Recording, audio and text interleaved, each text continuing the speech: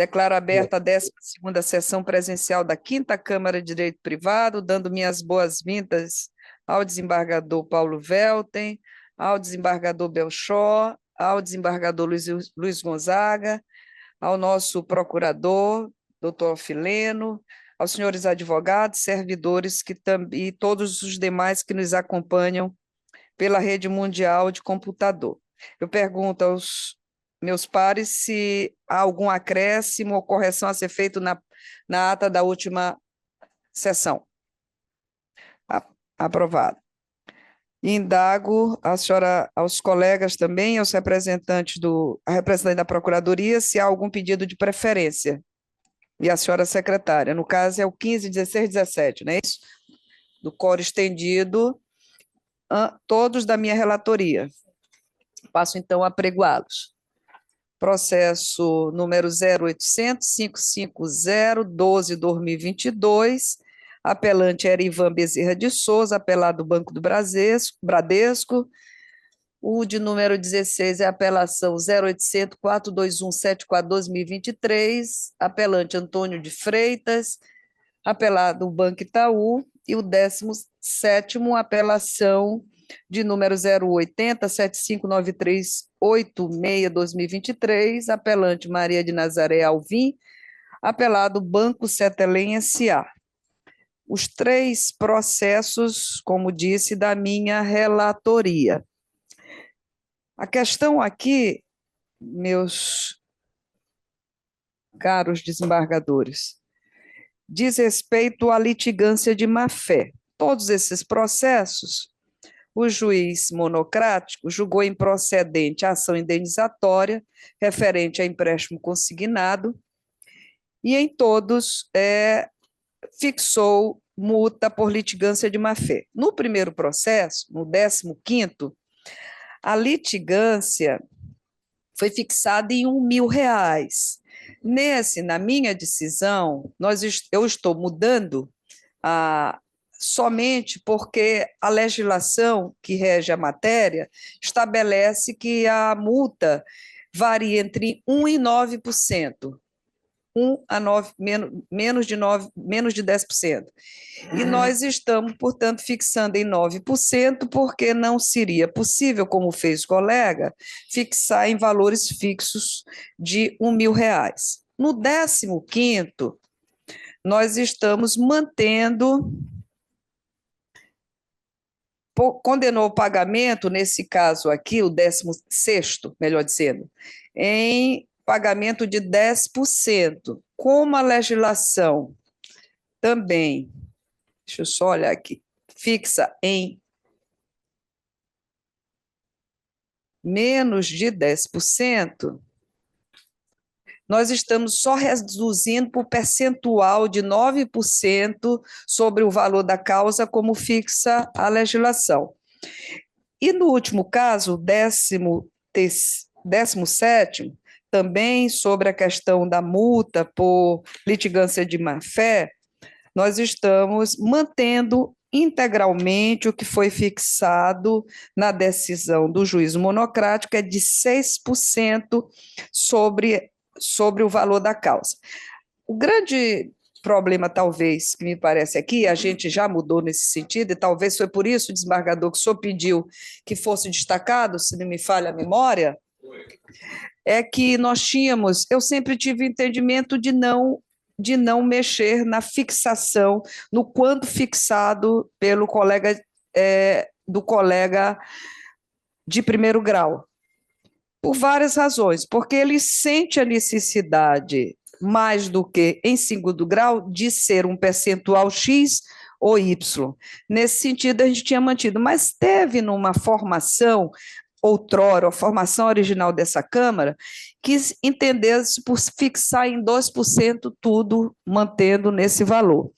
Mas Vossa Excelência, logo que ingressou nesta Câmara, trouxe um argumento que eu já entendia como válido, que é algo que não atinge de fato essas pessoas em primeiro momento, ou quiçá momento algum, porque pela legislação, ele é suspenso por 5 anos a cobrança qualquer condenação para as pessoas que estejam sob assistência judiciária, como é o caso dessas pessoas, de sorte que manter 6 ou 9% não ia fazer qualquer diferença. Por isso é que a gente está acompanhando e voltou ao posicionamento original, porque não tinha necessidade de se fixar ou se modificar uma decisão por algo que, ao meu sentir, me lembro, desembargador Paulo Welter, daquele ensinamento precioso do ministro Sebastião Reis, da última vez que esteve aqui, e que eu já concordava e já pensava dessa forma, que a tendência do STJ, dizia ele,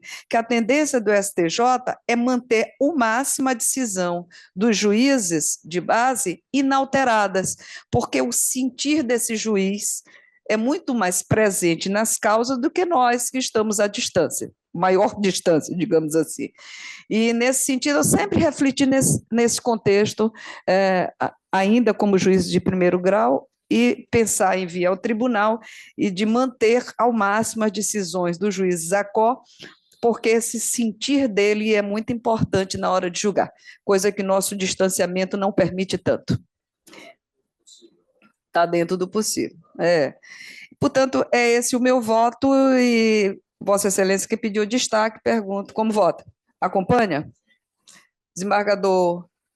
Perfeito, também acompanha. Desembargador... Isso aqui já é causa nossa no lá caso, era a primeira até... Desembargador Gonzaga? Espera aí, desembargadora Sônia, a senhora votou assim, e o desembargador Paulo Welter? Eu estou acompanhando. Ela, na verdade, está adequando, né, a Isso. proposta de... Acho que a rigor não precisa nem do quórum expandido, né? É porque já tinha sido Convocado, né? convocado. Não? Não, é só para confirmar o entendimento. Não, desembargador. É porque a desembargadoriana, a despeito daquela nossa conversa, no virtual ela manteve a decisão de reduzir. Entendi. Era nesse sentido. Então precisa do... Precisa, Não, mas então veja bem, a desembargadora relatora Sônia está baixando tudo para 2% ou mantendo essa posição? Mantendo o entendimento do juiz, né? Exato, mantendo o juiz... No 15, que o juiz condenou em R$ 1.000, a senhora está reduzindo para 9%. Não é reduzindo, é porque trata-se, por força de lei, em percentuais. E quando a gente foi ver o valor dos 1.000, além de não estar de acordo com o que diz a letra da lei, os R$ 1.000 era acima do percentual de 9%, que é o máximo. Então, nós simplesmente botamos em termos percentuais o 15º, porque estava sendo fixado em valores em moeda corrente, de R$ 1.000, somente isso. Esse é o 15º, né? 15º. Essa é a modificação. O 16º, ele botou um percentual de 10% e a legislação fala em abaixo de 10%, menos superior a 1 e menor que 10 percentuais. Então é melhor a gente ver os votos em cada um deles, porque aqui tem uma questão que eu quero levantar. Pois não. O 15º, então, nós estamos fazendo o quê? Negando o provimento ao recurso? Em parte. Não é isso? Espera lá. É porque o juiz fixou... Porque não é só a litigância, Ele fixou em não, R$ 1.000. parcial provimento, para manter a litigância, mas estabelecer 9% sobre o valor da causa. O que 15º que ele tinha fixado em R$ 1.000. R$ 1.000. O que eu trouxe aqui de divergência, desembargador Luiz Gonzaga, desembargador Belchior, é que nesse caso aí, o parágrafo 2º do artigo 81 é uma filigrana, né? Eu confesso aqui, eminentes colegas, eu devo dizer isso até antes de aqui afirmar minha posição, é que 99% dos processos julgados eu acompanho a desembargadora Sônia. Eu acabei de vir lá do plenário virtual, terminei agora, aliás, entre uma garfada e outra, doutor Fileno. Julgamos lá mais de 50 processos agora no plenário virtual. E assim, em 99%, né, a gente ali não tem a divergência, uma coisinha ou outra. Veja, nesse caso aqui, E o que está aqui é exatamente o fruto dessa divergência, que ela é mínima, né? Nós estamos ali discutindo filigranas, mas que são importantes porque facilitam a compreensão do direito, que eu posso estar compreendendo de forma errada, né? Mas eu preciso entender. O juiz lá, ele aplica o parágrafo 2º do artigo 81, que diz o seguinte: quando o valor da causa for irrisório ou inestimável, a multa poderá ser fixada em até 10 vezes o valor do salário mínimo. Então, aqui o valor da causa é R$ 1.000. O sujeito deu lá R$ 1.000 o valor da causa. Se nós formos aplicar a multa, seja de 10%, seja de 9%, vai ser o quê? R$ 150, né? Então, por isso é que eu entendi que lá o colega ele fez a abstração adequada do caso para aplicar R$ 1.000, porque é que ele pode fazer isso, né? Ele se deparou com uma situação em que o valor da causa ele era irrisório, né? E olha, aqui percentual sobre R$ 1.000, essa multa não vai ter efeito, e ele fixou em R$ 1.000. Então, eu entendo que nesse ponto aí a adesão dele não está errada, ela está dentro daquilo que a gente pode chamar de quadratura do possível, está dentro do que é possível. Nessa perspectiva é que eu estou mantendo a decisão dele lá. Aí Vossa Excelência está achando aqui que é o caso de mudar para 10%, não é isso? 9%. Aí é outra discussão que é para o 16º. Vamos lá. Aqui, então eu estou votando, desembargador Luiz Gonzaga, desembargador Belchior. Manutenção integral. Estou negando o provimento, porque eu entendo que o raciocínio que o colega lá embaixo fez está dentro daquilo que o artigo 81, parágrafo 2º permite. Então, voltemos à votação do 15º. Como vota o desembargador Luiz Gonzaga? Tá bem. Eu só pergunto o seguinte, desembargador. Desembargador Belchior está em qual Câmara? Nessa mesma, não, né? Como é? Qual Câmara o senhor está, desembargador? Eu não sei. O Belchior. Eu estou na terceira. Terceira. Muito bem. Privado. O problema todo é o seguinte, porque nesta Câmara aqui é a desembargadora Sônia, Paulo Velter e Oriana. desembargadora Oriana, que não está presente. Mas já votou pela certo. mantendo em 12%. É 12%. Belchior estamos sendo convocados. Eu e Belchior estamos sendo convocados. Não foi lá que pediu destaque. Aqui é correspondido, né? Tá bom, eu só queria dizer o seguinte, por exemplo, a minha 4ª Câmara de Direito Privado, onde sou eu, Vieira e agora Tairone, que substituiu o Zé Jorge. A gente sempre tem votado extinguindo, tirando essa condenação por litigância de má-fé. Não estamos sempre tirando 100%. Certo? Veja bem, até porque, como lembrou aí a desembargadora Sônia, todos esses autores dessas ações são pobres, estão para justiça gratuita. Então, nem vale a pena, tanto votar como não vai ter resultado. Então, nós lá, entendendo que não existe má-fé, tiramos em todos os casos, certo? Lá nós tiramos. Mas, muito bem, eu estou aqui, eu vou levar até essa discussão para lá na minha próxima sessão de quinta-feira, certo? Que aqui vocês estão mantendo o meio, certo? Desembargador, o senhor me permite uma parte? Pois não.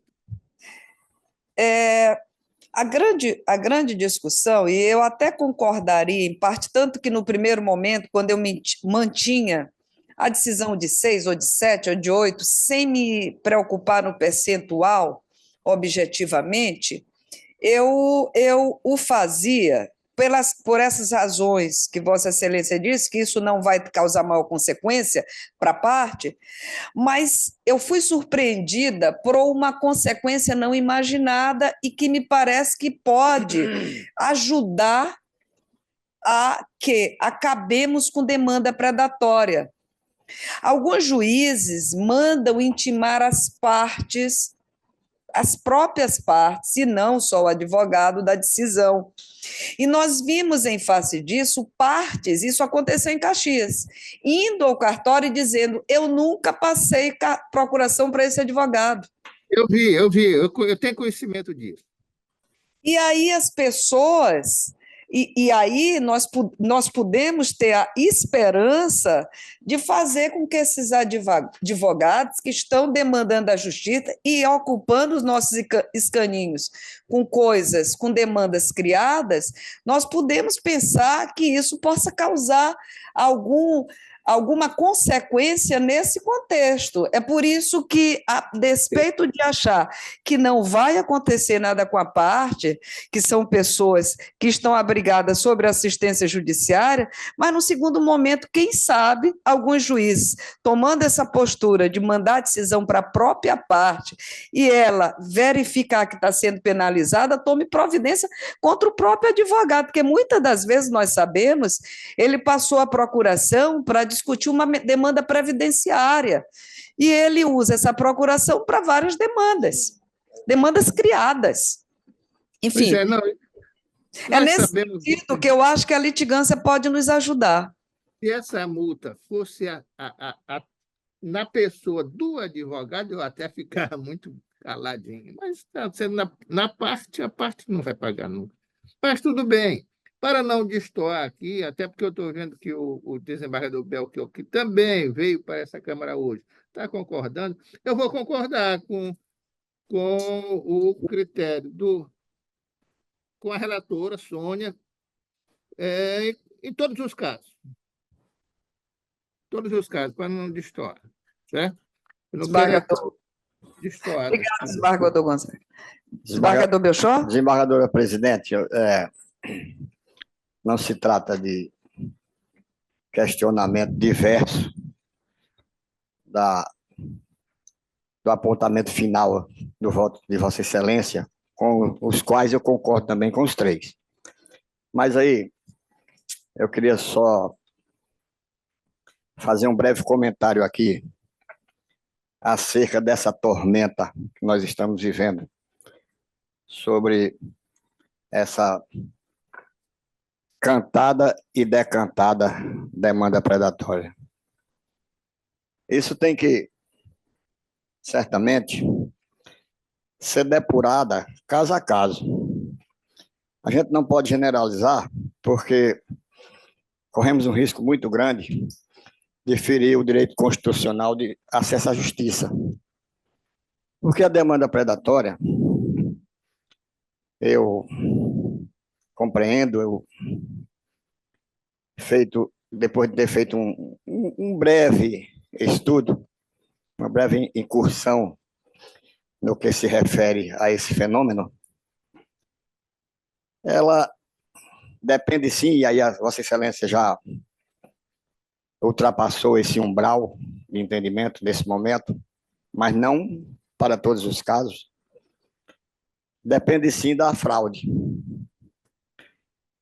Se a demanda é avantajada, acelerada, ela por si só não chega a ser uma demanda predatória. Só é a demanda, quer dizer, o montante, a quantidade, o quantitativo, a enxurrada de demanda, por si só não chega a ser uma predação. O que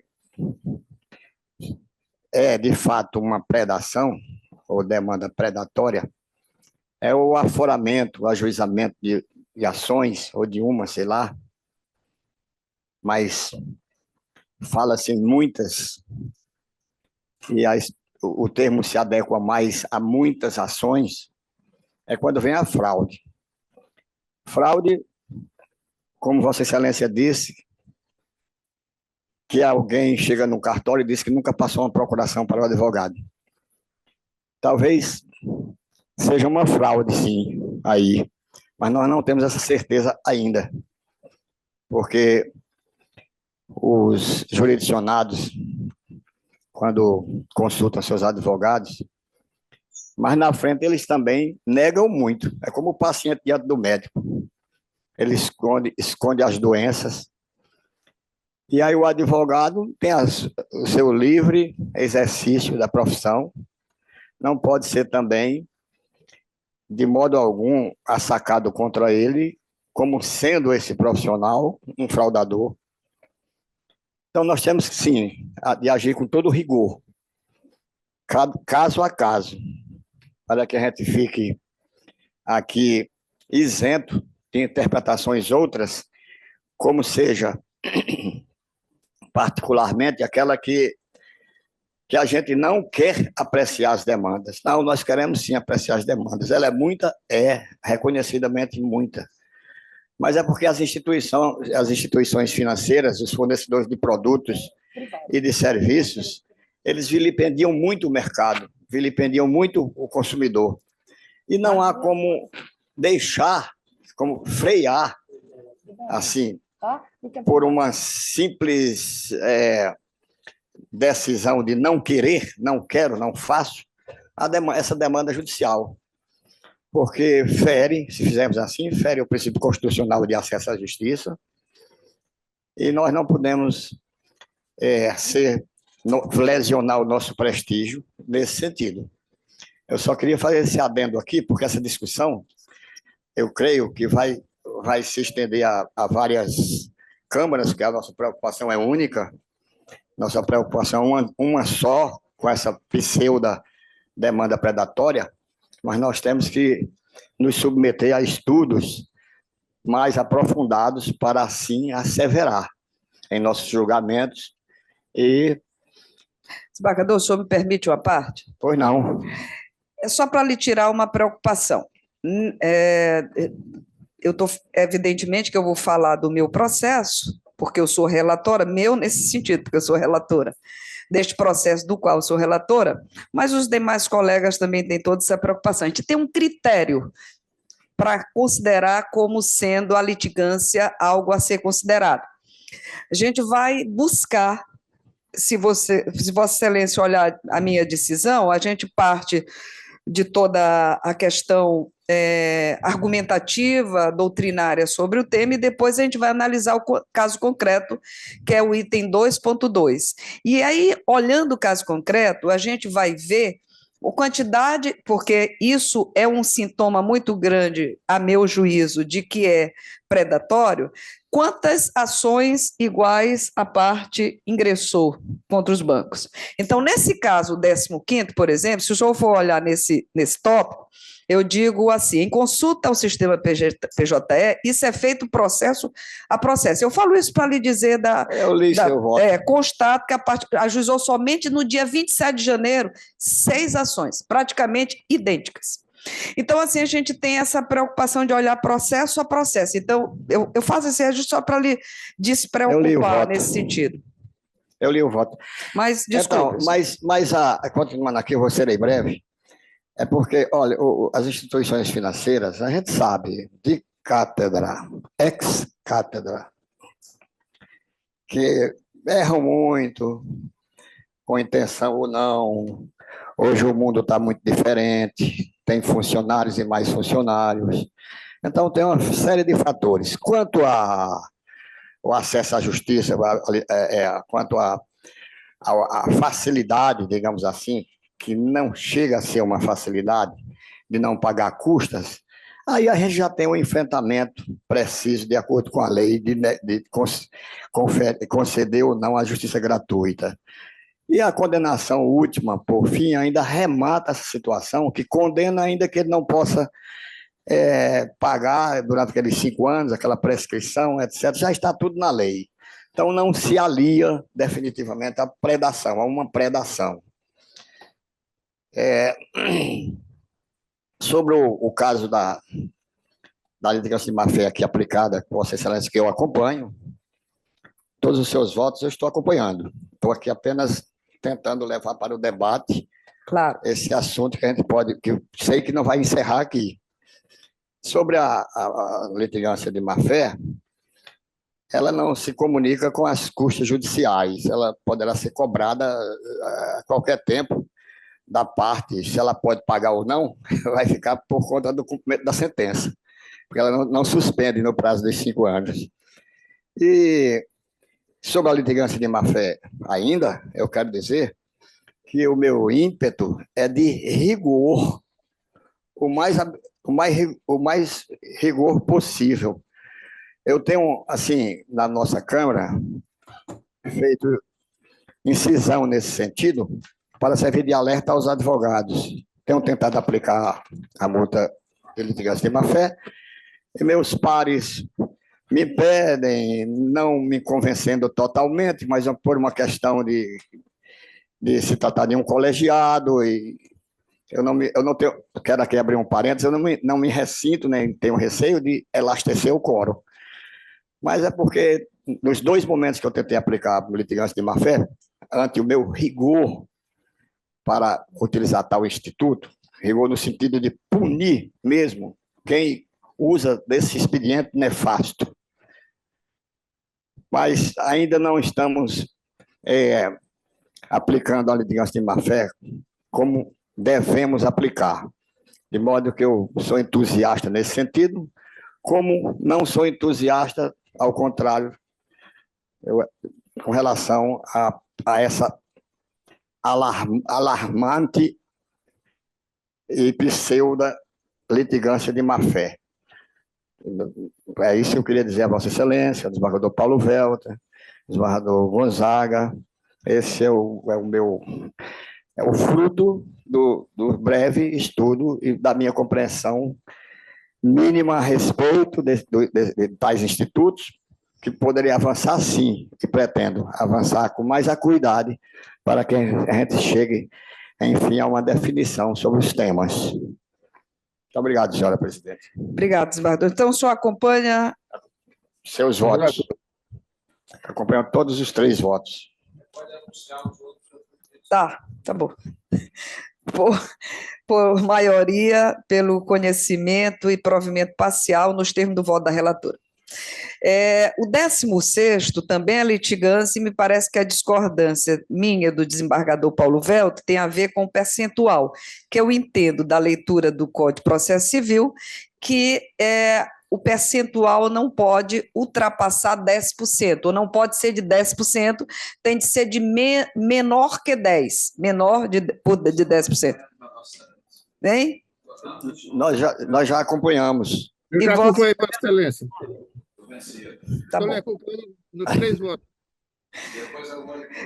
Por maioria, dá certo, por maioria, pelo conhecimento e provimento parcial, nos termos do voto da relatora. E o 16º, me parece que não...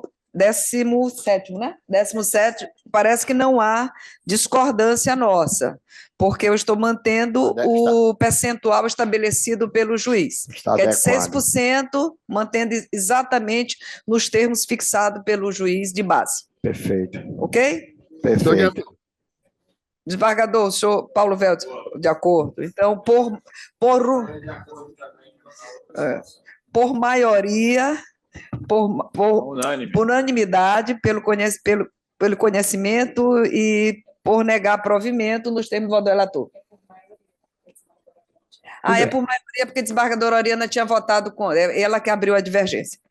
É somente esses 3 processos, me parece que o desembargador Luiz Gonzaga funciona, não? Porque o outro queria substituir. Tá. Então, muito obrigado aí, estou à disposição para qualquer chamada. Não, né? Abraço, desembargador Luiz Gonzaga. Obrigado, desembargador Luiz Gonzaga, boa tarde. E nós continuamos aqui. Tem advogado pedindo sustentação, vamos então à sustentação.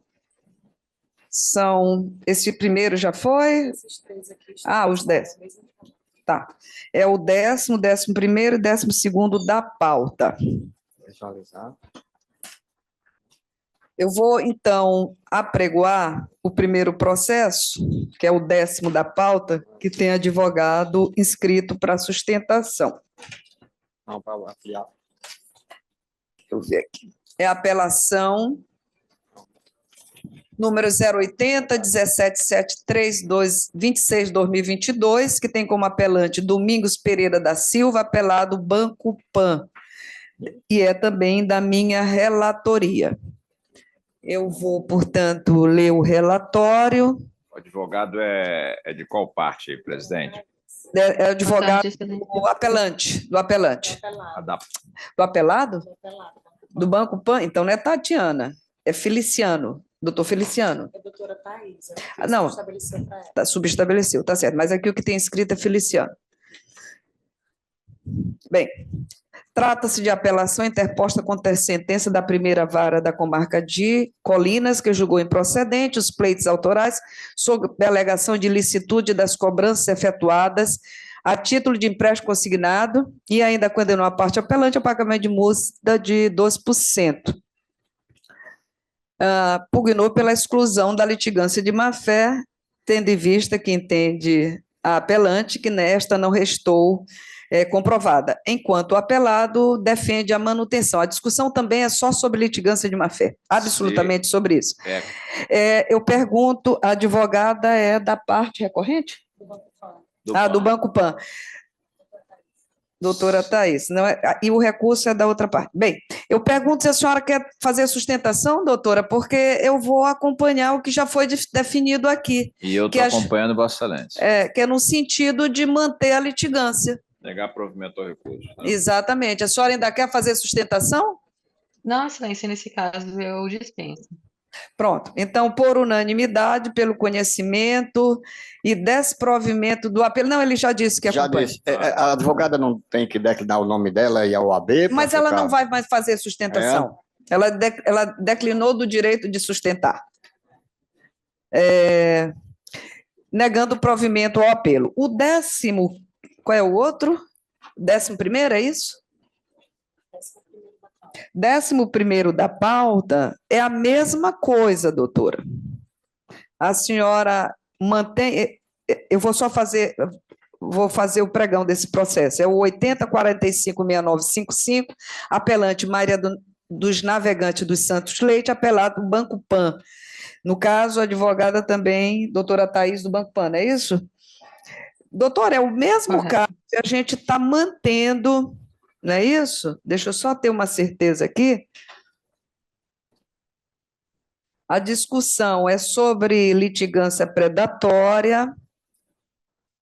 É somente isso também. A parte recorre para excluir a litigância, a multa. A senhora mantém a necessidade de sustentação? Eu pergunto porque também o entendimento já está firmado e a gente tem acompanhado, no mesmo sentido, por negar provimento. Ok, dispensa. Dispensa. Desembargador Paulo, desembargador Belchor, acompanha? Nego o provimento, conheço e nego o provimento, já nos termos já amplamente debatido nesta sessão. E o último processo da doutora Thais é também no mesmo sentido, é a apelação 080-1656-25-2022, que tem como apelante Josefa de Fátima Silva Pinheiro Mendes, apelado Banco Pan, cuja discussão se limita, mais uma vez, à multa por litigância de má-fé, e nós estamos mantendo, e por isso, desprovendo o recurso que é da parte consumidora, no caso, e eu pergunto a Vossa Senhoria se deseja ainda fazer sustentação. Dispensa também, excelência. Todos acompanham?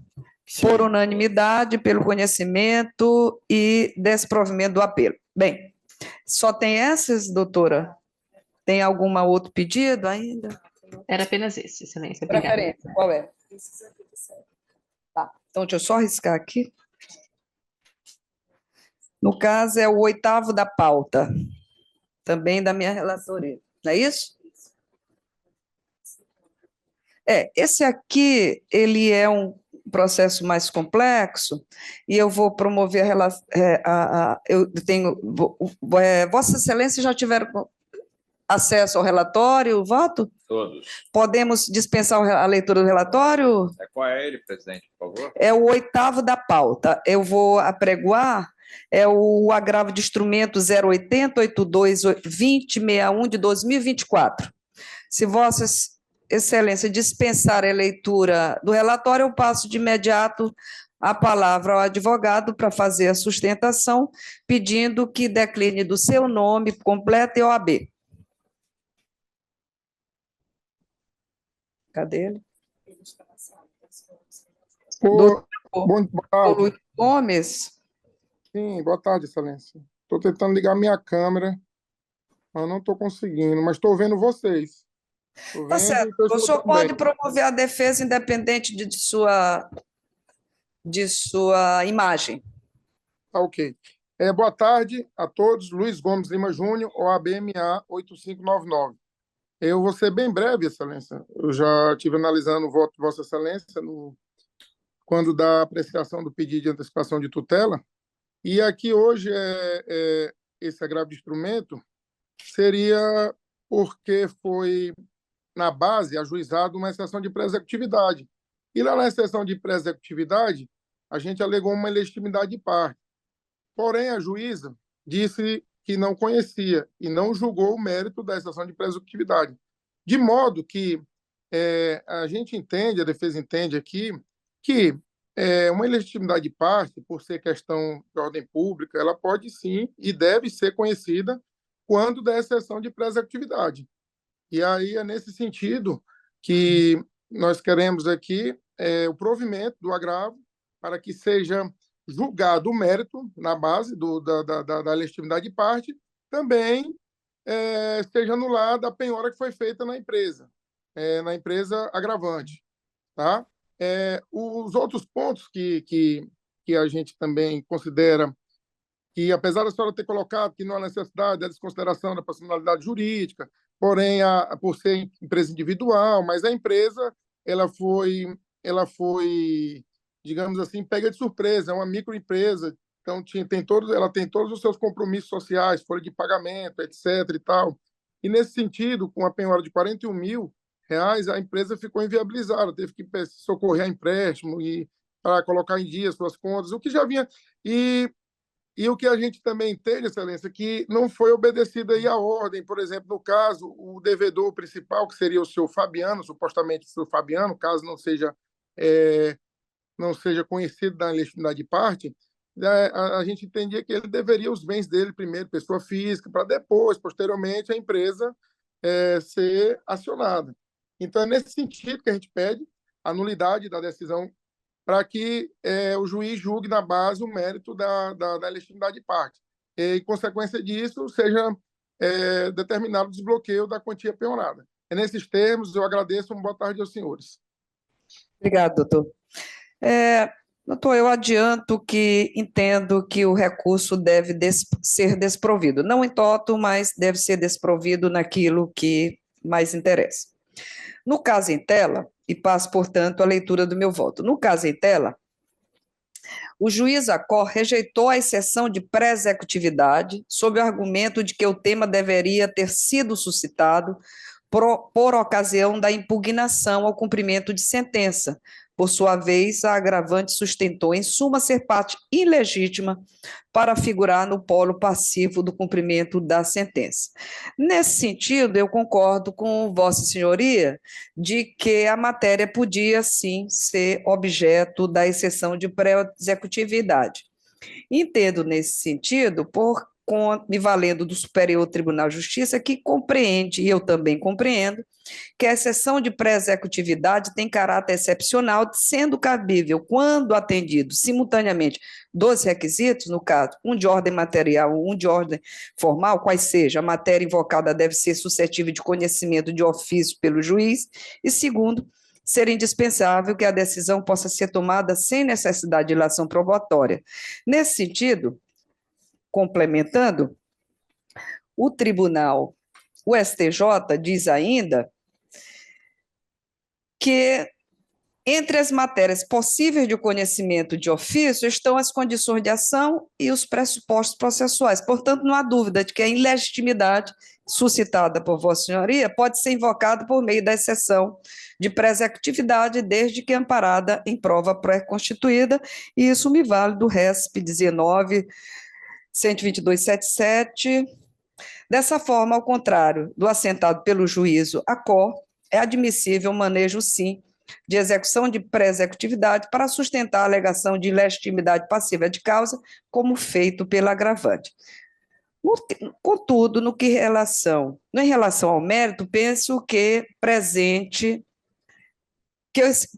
o presente caso merece alguns esclarecimentos iniciais, mas discordando, confesso, já adiantando ao final das posições esboçadas por Vossa Senhoria. E vou analisar com detida paciência, porque existem detalhes importantes nessa questão. Analisando os autos de origens, observo que a ação indenizatória foi proposta inicialmente em face de F.S. Oliveira Serviços. E aqui cito o ID. Posteriormente, a parte autora pugnou que passasse a constar no polo passivo da demanda Fabiano, Patrícia e Fabrício, que eram filhos do administrador da empresa, dessa F.S. Oliveira, no caso, Sr. Francisco das Chaves Silva Oliveira, que havia falecido, o que foi deferido pelo juiz Acor. E aqui também cito o ID. Em cumprimento ao mandado de citação, o oficial de justiça citou regularmente Fabiano, que inclusive assinou o mandado, não tendo conseguido, no entanto, citar Patrícia e Fabrício.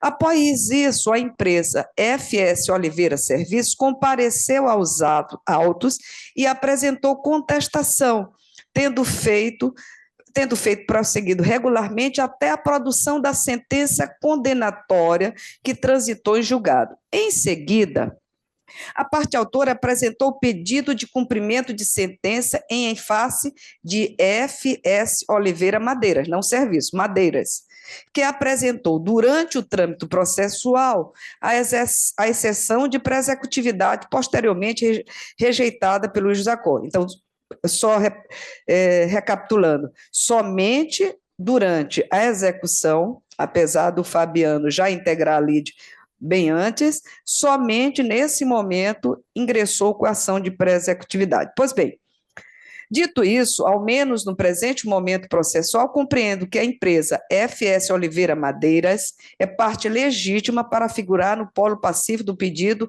de cumprimento de sentença.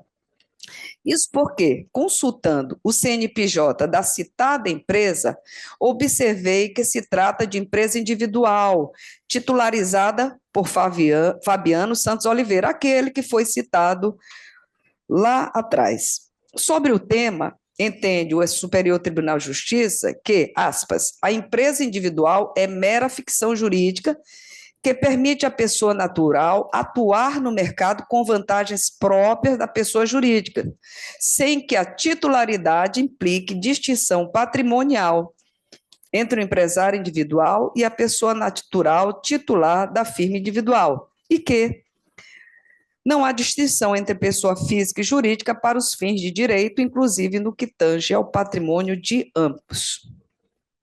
Como dito acima, ao contrário do que alega agravante, o juiz Acor deferiu a inclusão de Fabiano Santos Oliveira no polo passivo da ação indenizatória, tendo este sido regularmente citado pelo oficial de justiça para apresentar contestação no prazo legal. Além disso, o nome de Fabiano constou expressamente na publicação da sentença condenatória que transitou em julgado no campo réu, e aqui, mais uma vez, cito o ID. Desta feita, tendo em vista que Fabiano Santos Oliveira foi citado e condenado solidariamente a pagar a dívida à autora, ora gravada, é certo que os bens da sua empresa individual, no caso a F.S. Oliveira Madeiras, ora agravante, podem ser atingidos por suas obrigações, independentemente da instauração de desconsideração de personalidade jurídica por se tratar de uma empresa individual, logo mera ficção jurídica, que não acarreta distinção patrimonial entre a empresa individual e a pessoa natural, titular da firma individual. Não é outro entendimento de uma jurisprudência que faço citação, do Tribunal de Justiça de Goiás e outra do Tribunal de Justiça de São Paulo. Chama atenção ainda o fato de que a empresa FS Oliveira Serviços, contra a qual foi ajuizada a ação indenizatória em um momento inicial, funcionava regularmente, com CNPJ ativo até meados de 2016, como consta no documento de ID aqui citado. No entanto, após o início do procedimento de cumprimento de sentença, a empresa FS Oliveira Madeira foi intimada em 10 de 4 de 2023 para efetuar o pagamento do valor devido, ao passo que a empresa FS Oliveira Serviços teve o CNPJ baixado um mês e meio depois, no caso, 25 de 5 de 2023, como consta no site da Receita Federal, o que indica até mesmo uma possível manobra processual com o intuito de esquivar-se de suas obrigações perante a parte autora. Entenda assim, por todos os argumentos acima expostos, que deve ser rejeitado o pedido do agravante, mantendo-se a decisão recorrida em todos os seus termos. Cito, para finalizar a legislação, e como de praxe, a jurisprudência aplicável, e aqui nós temos uma jurisprudência da ministra Nancy Andrich, que trata das condições de ação, nesse caso, da questão da pré-executividade, da legitimidade.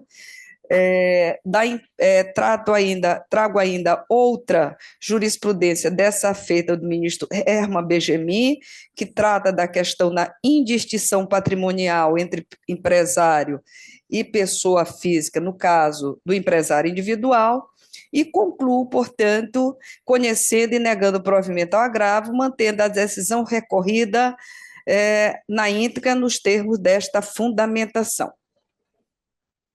É como voto. Desembargador Paulo Velta, como vota?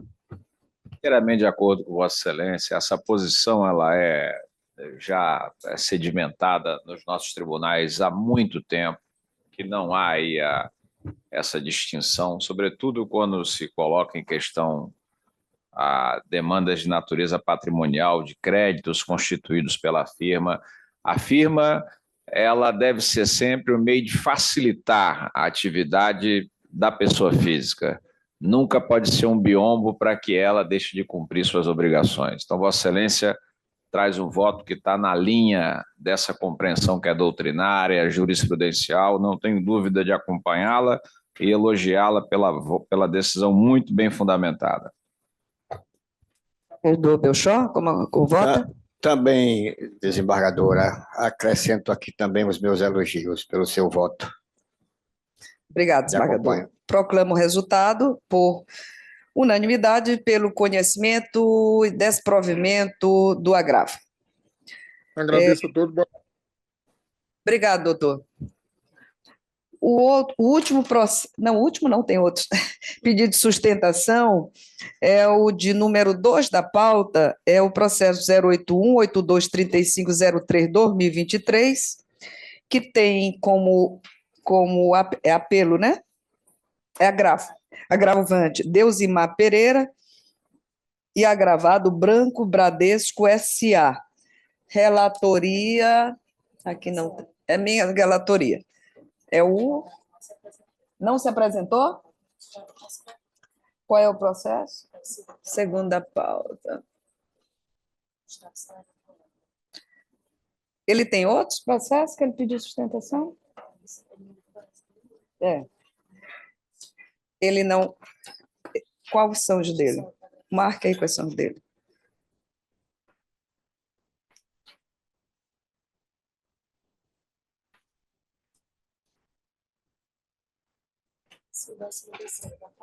Olha, eu tenho como costume, porque o advogado também faz essa estratégia no sentido de ter seu processo logo julgado.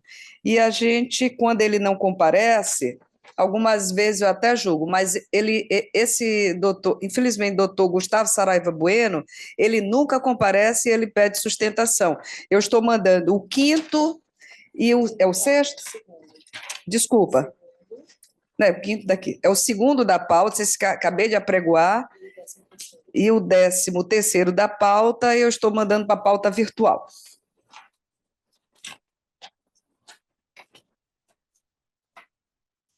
Tem mais pedido de sustentação? Advogado se faz presente? É o doutora Daiane, é isso? Doutora Daiane Andrade Vieira está na sala? Também não se encontra na sala, é o 22º da pauta, eu estou encaminhando para a pauta virtual. E o último pedido, não vai ter, desembargadora Oriana. Ah, já foi tirado do pau. Bem,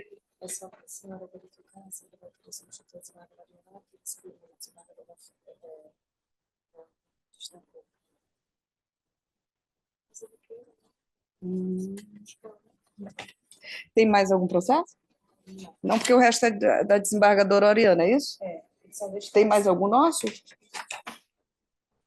Ah, tá. Tem os destaques do desembargador Paulo Welter. Mas os destaques do desembargador Paulo Welter me parece que tem a ver com a questão da indenização, ou melhor, com a fixação de multa por litigância de má-fé, que a gente adequou àquele entendimento já discutido. Não é isso, desembargador? Me veja se tem mais algum. 20, 21? 14 também. 14? Bora ver. Ah, então vamos só... Não, esse é outra coisa, é bom que se discuta. Não, o 14 e o 18 é outra coisa, por assunto. Por assunto. 14. Não, 18 já foi. Já foi. O 14, desembargador Paulo Welter, eu vou apregoar porque Vossa Excelência destacou e a discussão é de outra ordem. É a apelação 080 2938 24 2021, que tem como apelante Francisca Rodrigo dos Santos, apelado Banco Cetelem S.A. E a questão aqui é que o juiz indeferiu a inicial e, portanto, extinguiu sem resolução de mérito a ação porque não foi juntado, mediante intimação, não foi juntado comprovante de endereço. No nosso entender, não se trata de requisito previsto no Código de Processo Civil e, portanto, não é documento indispensável, né? E, nesse sentido, estaria fora das situações em que o juiz pode... Eu até me lembrava, desembargador, na época que eu era juiz do juizado, nós temos uma resolução que permite que os juizados atendam por área de abrangência, né?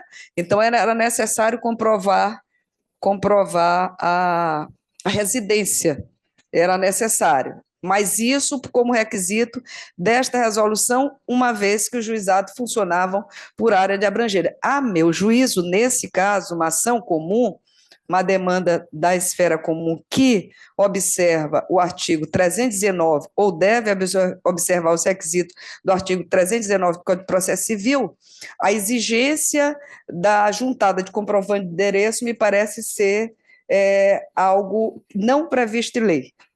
Eu espero até que talvez, quem sabe, num tema repetitivo, ou melhor, num tema que está a ser discutido no STJ para afirmar precedente, que venha isso e outros requisitos.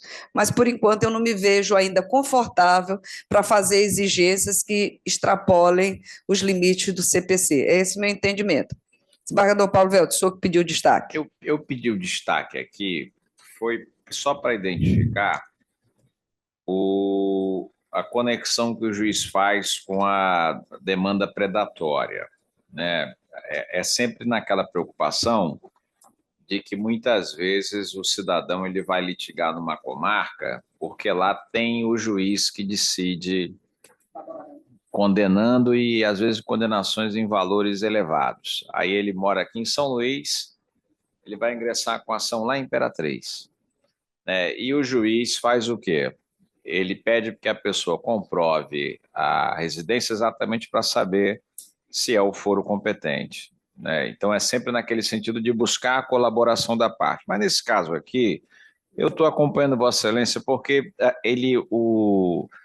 tudo leva a crer que não é o caso, porque o documento que a parte junta, depois eu fui olhar, ela tem o sobrenome de dos Santos. Então, tudo levando a crer que a demandante aqui, que é a Francisca Rodrigues dos Santos, ela, portanto, tem grau de parentesco com a pessoa que é proprietária do imóvel.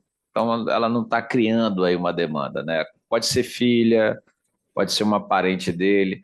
O que surpreende, às vezes, é o quê? O juiz dá essa decisão na perspectiva de que, rapaz, aqui eu estou desconfiado, esse camarada está vindo escolher o juízo para litigar. Então, ele concita a parte a atuar colaborativamente, que é um dos princípios do Código. Olha, mostra aqui que você realmente reside aqui na comarca, né? E juntando o comprovante de sua residência. Aí ele é João e junta um comprovante de Maria. Ele não reside lá, ele não tem nenhuma relação com o domicílio. Mas esse caso aqui não é. Então, isso aqui eu fui rever o destaque, e Vossa Excelência tem razão em não entender que esse é o caso. No geral, o que os juízes às vezes fazem, e aí tudo isso que a desembargadora Sônia falou, eu adiro integralmente, é exigir sem dizer o porquê. Aí não tem sentido, que aí não é condição realmente de procedibilidade da ação. Agora, tem aqueles casos em que ele conecta com a demanda. Então, ele recebe, doutor Filiano, imagine só, como nós já tivemos casos aqui, numa comarca como São Bernardo, ele recebe numa tarde 500 ações. Mas essas pessoas não são daqui, né? E ele sabe que ele está recebendo aquilo porque ele condena, invariavelmente, fixando inclusive danos morais, quando até não é nem um caso de danos morais. O que está hoje acontecendo, isso com todo respeito à posição de Vossa Excelência, o doutor Belchior, o desembargador Belchior tem sempre uma visão, que é a visão do acadêmico, né? E a gente tem que ouvir isso mesmo, que é para saber se de repente a gente não está exagerando na nossa convicção, né? Que pode ter casos, e que aqui nesta sessão eu tinha pedido um destaque de um que era da relatora desembargadora Oriana, em que acontece isso aí, né? O sujeito é uma dessas demandas de empréstimo consignado e ele tem razão. Então a gente tem que ter realmente todo o cuidado para separar o joio do trigo, mas nós também não podemos aqui desprezar o fato de que isso está acontecendo. Aqui mesmo nesta sessão hoje, os julgamentos parece que foram predominantemente de empréstimos consignados. Então, nós estamos nos tornando um grande juizado especial. O Tribunal de Justiça do Maranhão ele está perto de se tornar um grande juizado especial. Então, no meu gabinete, eu tenho certeza que nos de Vossas Excelências também, hoje eu fiz um levantamento, entre 60% a 70% da demanda é isso. Eu passei hoje a manhã inteira julgando isso. Então, quer dizer, e nós não temos outras demandas? É claro que temos. E aí, perdidos nessas demandas quantitativas, que são demandas, como eu disse aqui, em alguma medida artificiais, que não brotam de um conflito de interesse espontâneo, é alguém que está ali desenvolvendo isso, elas acabam que ocupam nossa energia, tirando o nosso foco para aquelas ações de Barra do Belchior que são relevantes. Não que as outras não sejam, mas que são mais relevantes, que são ações que envolvem interesse de menores, ações de indenização, de família. Então, o tribunal ele tem que ter realmente algum olhar especial para isso. E nessa perspectiva nós até estamos tendo. Eu acho que o tribunal está caminhando bem quando ele discute isso aqui que a gente está discutindo no sentido de formatar posições convergentes, usar os instrumentos que nós temos de molecularização de demandas, como é o caso do IRDR, o IAC. Então, a gente está fazendo, né? E aqui eu espero, desembargadora Sônia, contribuir nesse sentido. Eu tenho certeza que nós podemos fixar entendimentos, inclusive lá no órgão especial, para que a gente possa julgar esses casos mesmo monocraticamente, né? Ou seja, dar a eles o impulsionamento que deve ser dado, usando eventualmente até mesmo a inteligência artificial, né? O que o tribunal não pode, e esse cuidado nós temos que ter, né, é ele se deixar absorver, né, por essas demandas e acabar impossibilitado de julgar as outras que são de maior relevo, nós sabemos disso, né? Mas aqui nesse caso, Vossa Excelência está coberta de razão, eu estou acompanhando. De fato, o comprovante que ele junta revela que há aí, no mínimo, um grau de parentesco entre o proprietário do imóvel e ela. E Vossa Excelência levantou uma preocupação que eu também tenho. A gente entende, como disse anteriormente, que o juiz ali na base, ele entende e conhece a demanda melhor que a gente. Ele sabe o que está acontecendo, ele sabe o que os advogados estão fazendo, eles sabem o que, de fato, é demanda real e o que não é. Esses colegas lá embaixo, eles estão sendo, na verdade, esmagados por essas ações. Veja, quando eu falei que aqui no nosso gabinete isso chega entre 60% e 70% do desembargador Belchior, lá embaixo eles não estão podendo fazer mais nada. Eles só julgam isso. Então, os camaradas, eles estão sendo assim, quase que comprimidos por essas ações. Então, acabam que eles vão buscar formas ali de tentar equilibrar, né? E o tribunal, ele tem um papel relevantíssimo diante disso. Por exemplo, essa é uma questão que a gente ia debater aqui, inclusive, caso tivéssemos a presença da doutora Oriana, da desembargadora Oriana. Lá no passado, eu tinha um entendimento que era isolado lá na quarta Câmara, né, e eu olho sempre como estão julgando os colegas das outras câmaras também. Então, eu era isolado com mais um ou dois colegas, no sentido de entender que não cabe dano moral nessas questões aí. Não tem dano moral, isso é um vilipêndio do dano moral, é o meu entendimento. E era vencido. A Câmara, por maioria, entendia que cabia. O fundamento aí não era o contrato, porque a ação se baseava exatamente na ausência do contrato, era enriquecimento sem causa, e eu vendo que eu ficava vencido em quase todas os julgamentos dos recursos, então vamos fazer o seguinte, eu não vou ficar aqui malhando em ferro frio, eu vou então ressalvar a minha posição e vou acompanhar dos colegas, era assim que eu vinha fazendo. Aí agora, eu olhando lá os processos das embargadorações, olha como a coisa muda, né? E eu vi que eu estava divergindo dela porque ela negava o dano moral e eu dava. Eu digo, mas por que eu estou aqui divergindo dela? Por que eu estou dando esse dano moral aqui? Eu digo, porque a gente vinha dando o dano moral. Mas cabeça do peixe. Naquela perspectiva que eu me curvava. Acompanhar a maioria que, na época, formava lá o entendimento da Quarta Câmara Civil, antiga Quarta Câmara Civil. Aqui eu estou vendo que vai mudar, acompanhando a desembargadora, porque aí só a desembargadora Oriana, não sei se pelos mesmos motivos, mas ela concede. Então, veja, e eu percebi, desembargador Belchior, desembargadora Sônia, sem querer me alongar mais aqui, só para abrir a discussão, que essa divergência ela é intestina no tribunal. Tem câmaras aqui que entendem que não cabe, tem colegas em câmaras que entendem que cabe. Então, veja, o que é relevante aqui não é mais saber se cabe ou se não cabe, mas a gente tem que definir uma posição para dar um norte para os juízes, porque os juízes precisam saber como o tribunal está decidindo para eles aqui se alinharem nesse entendimento. Então, se nós definirmos aqui uma tese nessa matéria, houve desconto indevido. O que é o desconto indevido? Aquele que é feito sem o contrato, sem a causa do negócio. Cabe dano moral. Sim. Além da restituição em dobro dos valores descontados, do dano moral. Nós vamos poder julgar monocraticamente isso, né? Então, o que acontece? Tem colegas que estão, inclusive, julgando monocraticamente, é o caso da desembargadora Oriana, que eu vi aí uns 3 ou 4. E estão agravando. Agravo.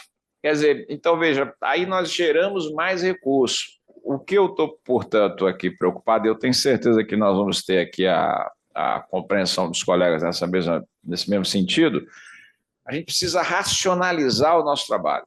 Então, ó, vamos fixar o entendimento do colegiado, do conjunto dos desembargadores. Ó, o entendimento é esse. Pronto, entendendo que cabe o dano moral, eu vou seguir exatamente no outro dia o entendimento. Bom. E a gente define os juízes lá, eles vão seguir a orientação do tribunal, nós vamos decidir monocraticamente, não vamos mais trazer isso para cá.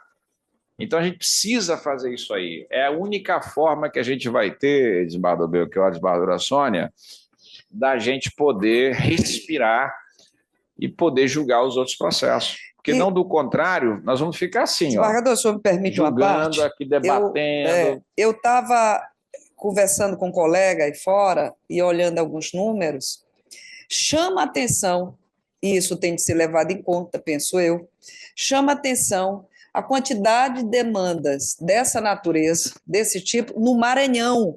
O Maranhão é campeão. Campeão. É Tem campeão. alguma coisa errada. E nós talvez estejamos alimentando. Mas não tenha dúvida. Alimentando. Porque, veja, vamos supor que o banco não juntou, e a maioria é isso, não juntou o contrato por deficiência do seu staff, por uma série de falhas.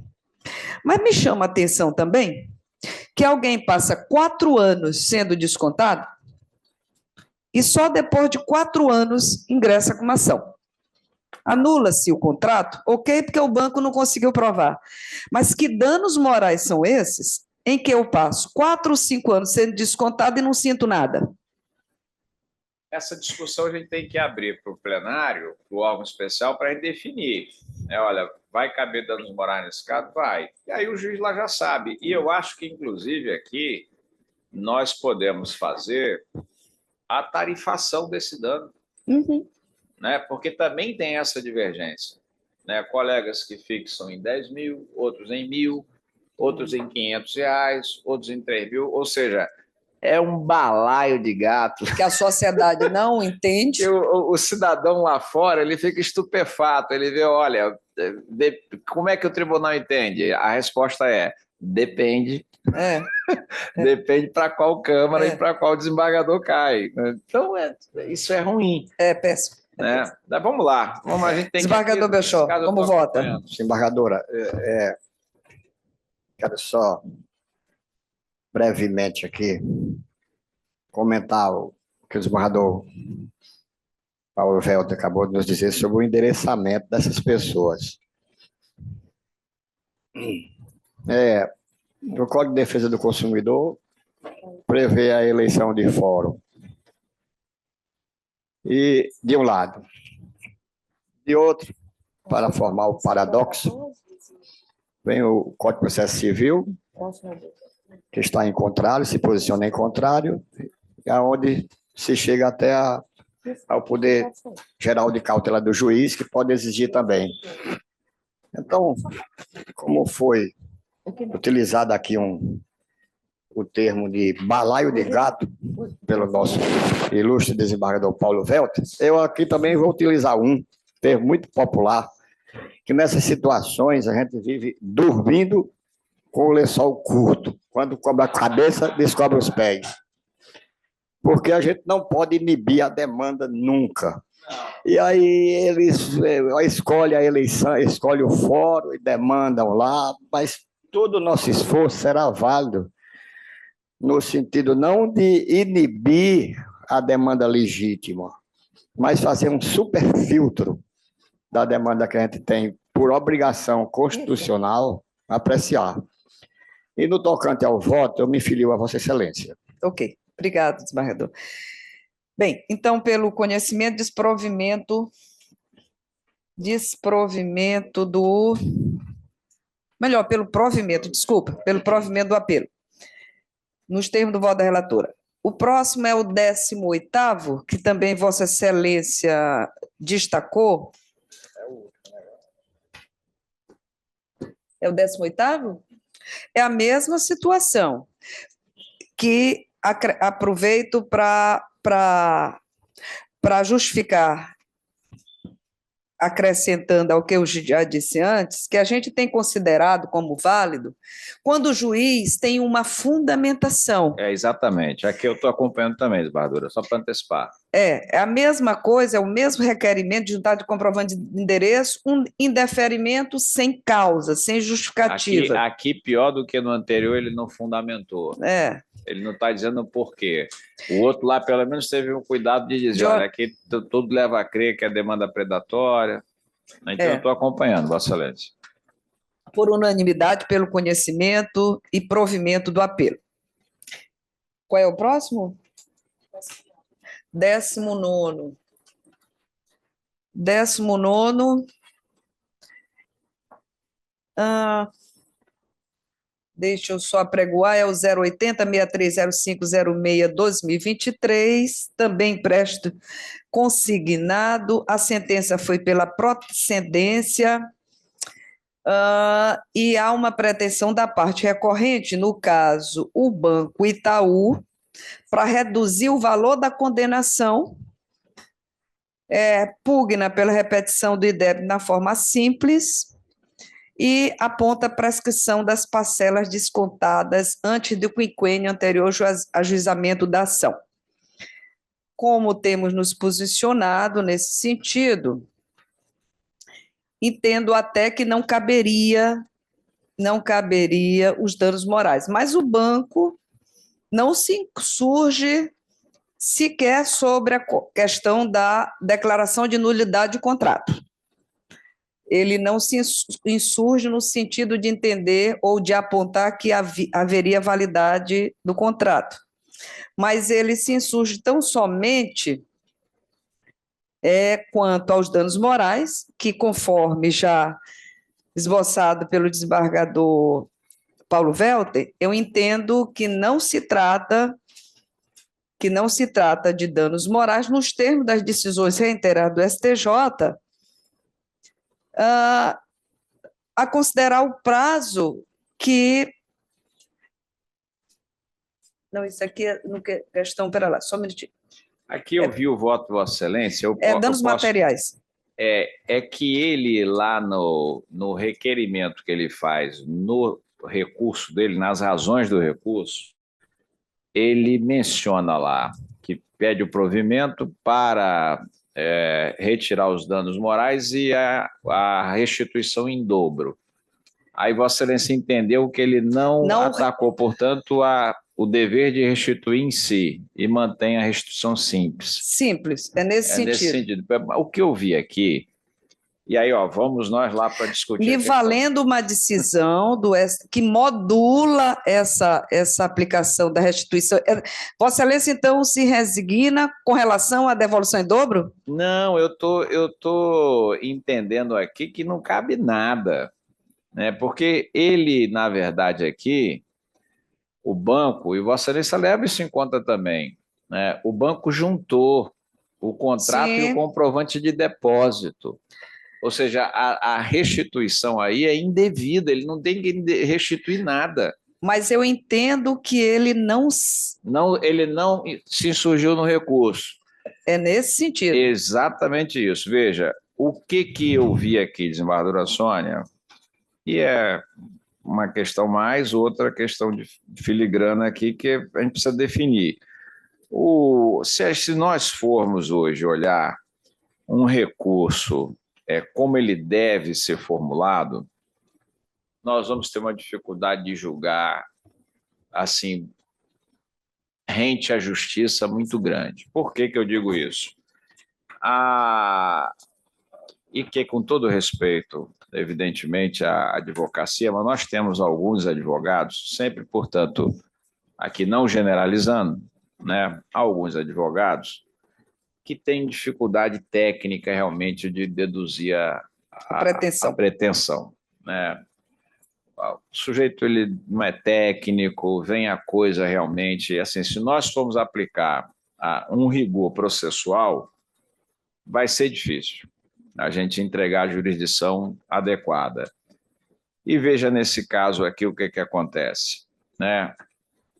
Ele lá no pedido do recurso, ele diz expressamente que deve ser retirado os danos morais e a indenização tal, não diz não. A desembargadora Sônia está corretíssimo. Ele não diz. Mas veja, no bojo do recurso dele, ele diz, em mais de uma ocasião, o que vale para o pedido, me parece que se aplica aqui também. Eu estou procurando a regra aqui, é porque eu ainda, depois de 4 anos afastado da jurisdição, eu já estava com o novo código quase todo na cabeça. Agora eu já esqueci tudo. Lá no artigo que trata do pedido, o pedido da ação, portanto, isso se projeta no recurso, o que diz o artigo? Encontre-o. Eu vou encontrar agora aqui, o 321, 322. O que ele diz aqui? Ó, é o 322, que o pedido deve ser certo, e no parágrafo 2º, ó, a interpretação do pedido, veja como essa regra é nova do Código de 2015. A interpretação do pedido considerará o conjunto da postulação e observará o princípio da boa-fé. Então, a gente tem que analisar até a pretensão, de que modo que ela se projeta. Veja, o banco, no recurso, ele está dizendo lá, olha, essa sentença precisa ser reformada porque está aqui, eu juntei o comprovante de que houve o contrato e mais, que eu transferi o dinheiro para a conta dela, o comprovante de depósito. E lá nas razões do recurso, ele diz assim, eu até destaquei aqui, desembargadora Sônia, a passagenzinha do recurso. O que ele diz? Ó, não há que se falar em indenização por dano material, que é a restituição, já que a autora contratou o empréstimo em voga, tomando ciência de todas as parcelas que seriam cobradas, razão pela qual deve a sentença ser inteiramente reformada, com o afastamento da devolução das parcelas debitadas do benefício da parte autora. Então, assim, em alguma medida, ele projeta a pretensão dele. Ó, eu estou inconformado com essa sentença porque ela Desembargador Paulo Welter, Vossa Excelência me convenceu e eu vou adequar o voto. Então era isso. Para desprover no toto. O cara, ele contratou, né? Pronto. Falei para burro, já lá estava convencida. Estava. São coisas que a gente dá por excesso de formalismo, mas que, de fato, Vossa Excelência me convenceu que há uma sustentação legal, porque eu não consigo me compreender como alguém que empurra a história. Eu sou aplicadora do direito. Mas Vossa Excelência me convenceu citando um normativo que me permite tal, e eu lhe confesso que tinha desconhecimento. Essa regra é nova e ela vem exatamente porque parece que o legislador percebeu o que hoje acontece em termos de jurisdição, né? A turma não é muito rigorosa com a técnica. A gente vê aqui casos em que o advogado, e não são poucos, a parte que ele representa tem direito, mas o sujeito ele não coloca coisa. Aí você fica amarrado, né? Mas em alguma medida, às vezes, quando ele fala lá pelo meio, digo, bom, aqui ele tocou no assunto, ele vai dar a oportunidade da gente aplicar. Eu já tive a oportunidade, como juíza de base, de dar decisões que me davam vontade de chorar. Por exemplo, uma parte que diz que foi negativada, o advogado chega lá e diz assim, tem acordo? Tenho, doutor. Aquela época, R$3.000, que era um valor considerável. O senhor aceita? Não, de jeito nenhum. E eu já tinha visto o processo, que a audiência olhava antes o processo e ele não tinha juntado o advogado o comprovante de negativação e os comprovantes de pagamento do débito que discutia, não juntou nada. Aí eu, doutor, o senhor não quer fazer acordo? Insisti lá pela doutor. Eu vou dar a sentença, mas o senhor não juntou isso, não juntou aquilo. O senhor trouxe agora? Para o bom entendedor. Não, doutor, ele não me deu. Doutor, ele é parte, ele é leigo, o senhor que devia ter dado. Porque aí o senhor devia ter orientado seu cliente. Aí, vou fazer a pergunta de novo. Quer fazer conciliação? Aí eu perguntei para o banco. Doutor, faça já. Não, doutor, já tirei a oferta. Ele mesmo não tinha visto. A coisa está assim. Dá pena. A minha experiência ela é mais curiosa com relação à elaboração das peças dos advogados. Eu tenho um amigo meu lá em São Paulo que ele fez uma especialização lá comigo e era naquela época em que o prazo terminava às 18 horas, protocolo físico. E ele almoçando comigo, aí 2h30 da tarde o almoço se estendeu um pouquinho mais, ele dizia, rapaz, eu tenho que ir para o escritório, que eu ainda tenho que preparar 400 recursos. Aí eu, rapaz, você é que manda aquelas coisas ruins lá para gente. 400 recursos em 3 horas, ele ia preparar ainda. Não tem como ver um negócio afinado, né? E uma coisa interessante, só para a gente enriquecer esse debate. História demais, né? E para você ver como nós estamos sendo usados. Eu conheci uma moça há 1 ano e pouco atrás em São Paulo, ela trabalha, Belchor, no escritório em São Paulo que tem mais de 100 advogados. Adivinhe a formação do titular do escritório que mora em Jurerê?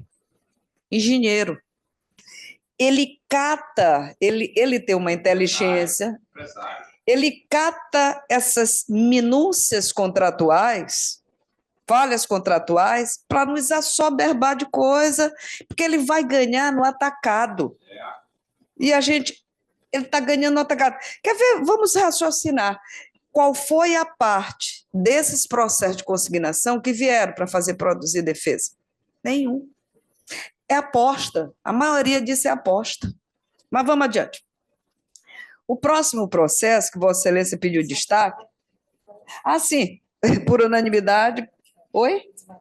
Ele já acompanhou. Sim. Por unanimidade. Unanimidade. Eu vou reformular o voto. Pelo provimento.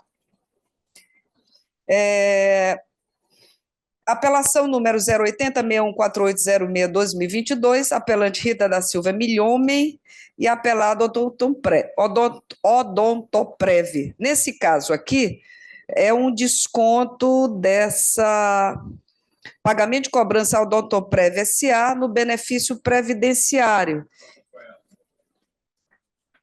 E nesse sentido, como não houve a comprovação da contratação, a gente está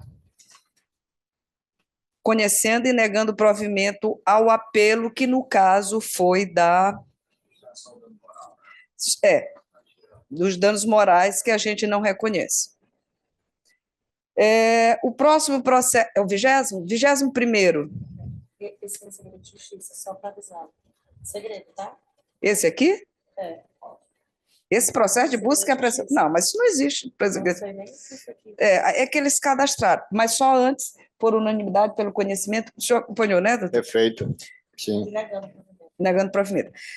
O próximo, a secretária está me dizendo de segredo de justiça, mas não tem nada de segredo de justiça. Absolutamente nada. Isso é erro cadastral, e por isso eu não vou considerar. É a apelação 0800-123-95-2024, tem como apelante a administradora de consórcio nacional Honda e apelado Helenil de Campos Assunção. Esse caso aqui também foi Vossa Excelência que pediu o destaque. É uma ação de busca e apreensão em que o juiz, a COR, entendeu que não houve a comprovação da mora. E, no meu entender, me valendo do entendimento do STJ, que a simples entrega no endereço que foi enviado, que consta no contrato, é suficiente para que seja constituída a mora. Nesse sentido, claro, que eu tenho entendido, me parece que isso já está pacificado, mas eu queria ouvi-lo, desembargador Paulo Velter. Se a questão for só essa... Não é essa, inclusive em tema repetitivo, mas aqui... Não tem problema. A notificação, ela na verdade, não foi para lá. Né? O distinguish aqui que se aplica, e tem aqui um julgado do STJ também, é que quando aparece lá na notificação não procurado, é porque o endereço da parte não é servido pelos serviços dos Correios.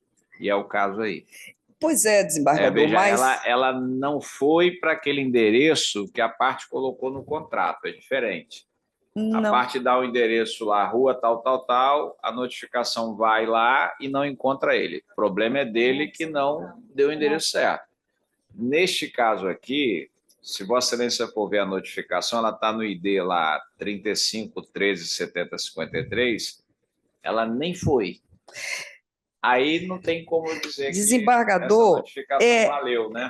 A meu juízo, eu entendo o não procurado como outra coisa, pela experiência de interior. O não procurado é quando ele dá o endereço, como Vossa Excelência disse, e que o correio não entra naquela localidade, porque não sei, é muito comum no interior. Só que o endereço que consta no contrato é o mesmo. É o mesmo endereço. Mas aí o ônus... Não tomou conhecimento. O ônus de fazer a comunicação aí por outros meios é do empresário. Ele lucra com os cômodos, ele tem que arcar com os ônus. Quando ele contratou com o sujeito, ele sabia qual era o endereço. O camarada não está dizendo que o endereço dele não está errado. Mas ele não disse que lá não entra o correio. Mas aí... Será que como é que ele vai adivinhar que não entra o correio? Eu acho que não se pode colocar o ônus dessa falta de serviço dos Correios para o consumidor. Ele contratou. Né? O fato é que a notificação nem foi para o endereço dele. Ou seja, ele não teve aí como... Mas o senhor sabia que ele tem de ir no posto de correio quando não entra para pegar sua correspondência? Aí veja... Ele tem de ir lá. Nós temos isso muito no interior do Maranhão. Imagina, eu sou o devedor, eu vou agora lá no local, lá no posto dos Correios, para pegar uma notificação que é contra mim. É complicado. Não, ele tem de pegar toda a correspondência dele, porque o correio não entra. O STJ diz assim, eu trouxe aqui um julgado da relatoria do ministro João Otávio de Noronha, no julgamento de agravo interno no recurso especial número 2.007.339 do Rio Grande do Sul. No caso em que a notificação extrajudicial retorna com a informação não procurada, é correta a extinção da ação de busca e apreensão em razão da ausência de comprovação da mora, tendo em vista que a notificação expedida não foi sequer encaminhada ao endereço do devedor. Então, veja, é um caso particular. O banco, quando ele recebe essa notificação, o que ele está autorizado a concluir ao meu juízo? Olha, aqui a notificação não valeu. Então, eu que lucro com a operação, eu aqui tenho que empreender um pouco mais de esforço no sentido de fazer essa notificação chegar no camarada lá. E eu tenho meios para isso. Né? O banco pode contratar o cartório, né? Vai lá, o tabelião manda o seu oficial ir lá, no endereço da pessoa, basta ir no endereço. Se ele está lá, se ele mora lá, vai lá e certifica que deixou a notificação. O propósito dessa notificação, ela tem sido qual? Essa que é a interpretação também. Dá para o devedor uma oportunidade dele retomar o programa de adimplemento. Rapaz, olha, você contratou lá, você está com o carro, você não pagou, você tem aqui a chance de corrigir isso sob pena desse seu carro ser apreendido. Então, veja, quando a gente não leva em conta a importância dessa notificação, ele pode ser, eventualmente, até mesmo um devedor relapso. Em geral, é aquele camarada que está em dificuldade financeira mesmo, ele já priorizou outros pagamentos e ele está ali usando o carro. Né? Mas aqui, o fato é, para o julgamento aqui, me parece, do processo, é constatar que a situação fática ela não se enquadra na tese do repetitivo, porque a notificação não foi enviada para lá. Né? E a tese do repetitivo é no sentido de que, olha, se a intimação é enviada para o endereço, ele morando lá, estando lá ou não, não interessa. Aqui é um caso de uma notificação que não foi para o endereço. É nessa perspectiva que eu entendo, desembargadora Sônia, com todas as vênias que o colega lá na base julgou corretamente. Né? O recurso aí é do banco, né? É do banco. Aqui eu estou votando para negar Pelo provimento. Negar provimento ao recurso.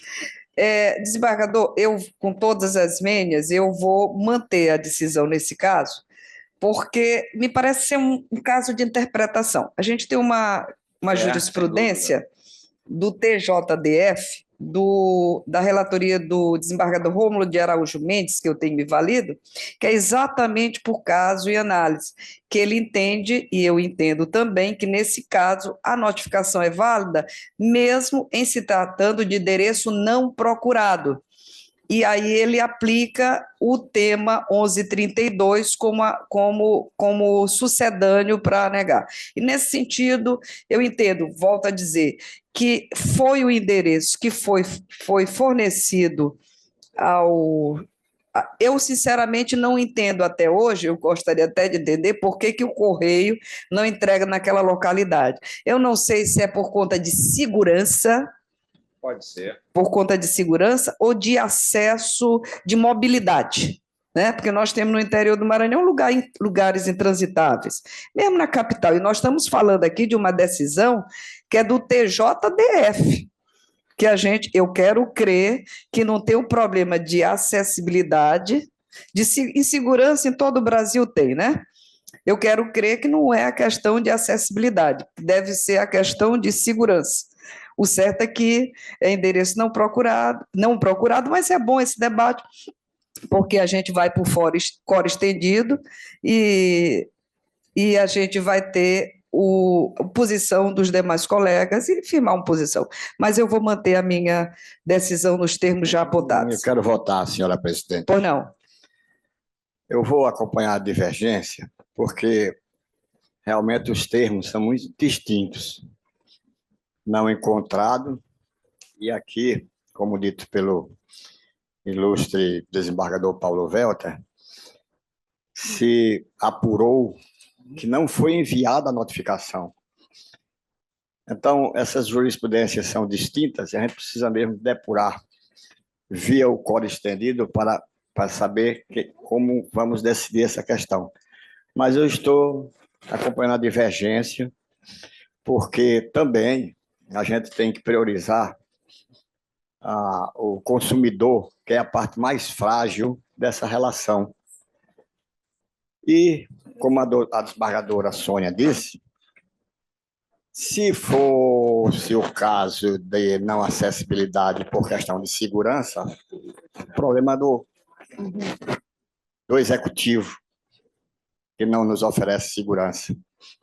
Então, o consumidor pontualmente aí não pode ser penalizado. E, regra geral, ele só pode se defender se for notificado mesmo, como bem explicado aqui pelo desembargador Paulo Welter. Fundamento o meu voto nesse sentido e acompanhar a divergência. Sim, senhor. Então, nós vamos fazer o sorteio, que é seu último processo, por coro estendido, em relação a esse processo especificamente. Peço à senhora secretária que o faça, e os demais processos de relatoria da desembargadora Oriana, seja porque houve pedido de sustentação, seja porque houve pedido de destaque do desembargador Paulo Welter, eles estão sendo adiados, não retirados, adiados, como disse no início dessa sessão, ela teve um problema, me parece, de saúde, não sei ao certo, mas o certo é que não teve como participar da sessão. Para acompanhar o filho dela, né? Né? Tá. Mas só vamos fazer... Acabou. Não. Só o sorteio por coro estendido. Tem um 22. Não. Esse foi retirado. Foi adiado. Primeiro sorteado, desembargador Ricardo Alibe. E o segundo, desembargador Tairone. Declaro encerrada essa sessão, agradecendo a todos pela participação e o doutor Fileno pela sua participação também atenta.